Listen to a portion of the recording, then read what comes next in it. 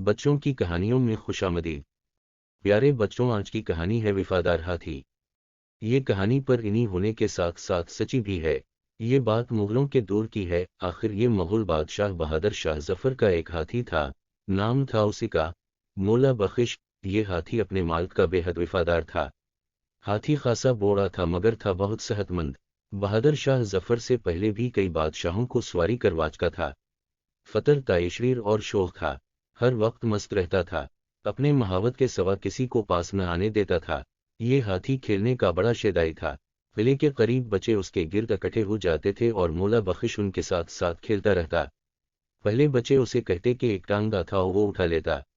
बच्चे कहते एक घड़ी यानी एक मिनट पूरी होने से पहले न रखना। वो एक घड़ी यानी एक मिनट तक ऐसे ही रहता। फिर बच्चे कहते घड़ी पूरी हुई तो वो टांग नीचे रख देता।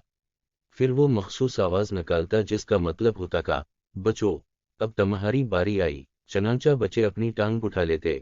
घड़ी पूरी होने से पहले कोई बच्चा टांग नीचे करने लगता तो हाथी जोर जोर से सर हिलाता, यानी अभी घड़ी पूरी नहीं हुई। गर्ज वो बच्चों के साथ बहुत खुश रहता था। उन्हें अपनी सोंड से गिने उठा उठा कर देता। जिस दिन बच्चे न आते उस दिन शोर मचाता। मजबूर रही महावत बच्चों को बुला कर लाता। वैसे तो ये बहुत शौक हाथी था, लेकिन जब बादशाह की सवारी का मौके आता तो बहुत मुद्दब और संजीदा हो जाता। जब तक बादशाह सही तरह से बैठ न जाए खड़ा न होता था। मई 1857 को जब अंग्रेज किला पर काबिज हुए और बहादुर शाह जफर ने हुमायूं के मकबरे में पनाह ली तो मौला बख्श बहुत उदास हो गया। बादशाह से बिछड़ने का उसे इतना गम हुआ था कि उसने खाना पीना भी छोड़ दिया था। किले के नए अंग्रेज इंचार्ज सैंडर्स को यह खबर मिली तो उसने लड्डू और कचौरियों से भरे टोकरे मंगवाए और हाथी के सामने रखे। हाथ ने अपनी सोनिड से वो तमाम टोकरे उठाकर फेंक दिए। सैंडर्स को गुस्सा आ गया कि यहाँ तो हाथी भी बागी है।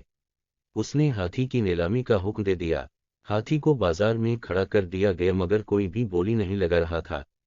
फिर एक पंसारी ने 250 रुपये की बोली लगाई और हाथी उसके हाथ नीलाम करने का फैसला हुआ। महावत ने यह देखकर कहा, मौला बख्श, हम दोनों ने बादशाह की बहुत गुलामी कर ली, अब तो तुझे हल्दी बेचने वाले के दरवाजे पर जाना पड़ेगा।